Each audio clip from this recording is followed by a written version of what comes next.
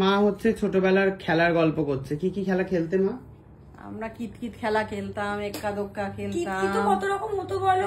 বাড়িতে এসেতে হচ্ছে সৌমি। আমরা পুরো নস্টালজিক হয়ে গেছি পুরনো দিনের গল্প। কতদিনকার মহিলা রে। শোন, তোরা তো কলকাতা শহরে বড় হয়েছিস, আমি তো মফস্বলে বড় হব। আমি ওই ফিলটা মা যেই খেলাগুলো খেলেছে সেই খেলাগুলো সৌমি খেলেছে। আগে গজি খেলা, তারপরে হাডুডু।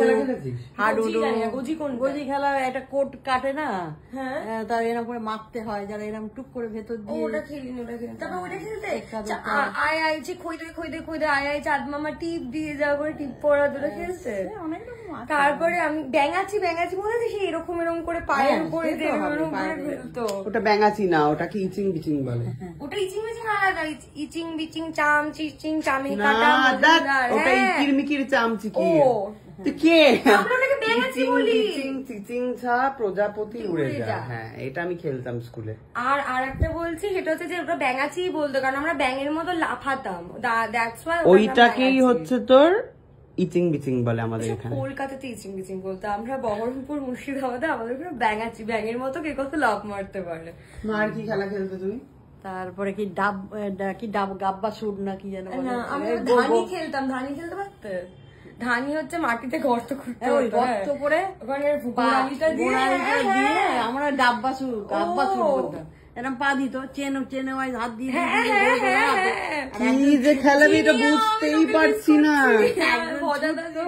মারতো, মেরে আবার কি খেলা এটা? গর্ত খুলে সে আউট হয়ে যেত।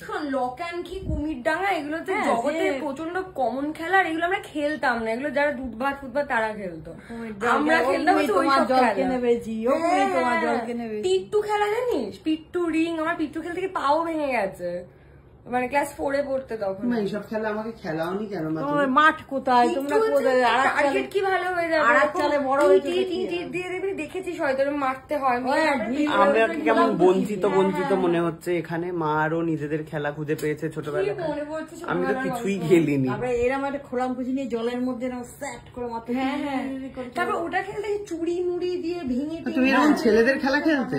সেট করে কি বললে এটা তুমি? গুলি ডান্ডা কি? গুলি খেলা আমি অত ভালো খেলতে পারতাম। ছড়িয়ে দিত, টিপ করে মারতে হতো। হ্যাঁ, ভালো লাগতো। ক্যারাম বোর্ড আমি বাড়িতেই খেলতাম। আমার বাবা আর মা দিদি ভাইকে বাড়িতে রাখার জন্য যত রকম চেষ্টা করেছে। বাড়িতে দাবা, ক্যারাম বোর্ড সব কিনে দিয়েছে। ভিডিও গেম খেলা তো মারপিট। আমার মা, আমি, দিদি ভাই, আমরা সব লুডো খেলার পার্টনার ছিলাম। মা মাঝে মধ্যে প্ল্যান করতো, বাবা অফিসে চলে গেলে তোরা আজকে অফিসে যাস, এই স্কুলে যাস না, আজকে আমরা বাড়িতে বসে তাস খেলবো, লুডো খেলবো। তুমি খেলেছো তাস? তাস খেলি, লুডো খেলি। আমি প্রচুর তাস খেলেছি। অ্যাপেলের ফোন কেমন চলছে? হে সিরি, কল শায়দ চক্রবর্তী। আমি সবে শিখেছি। এরকমই চলছে।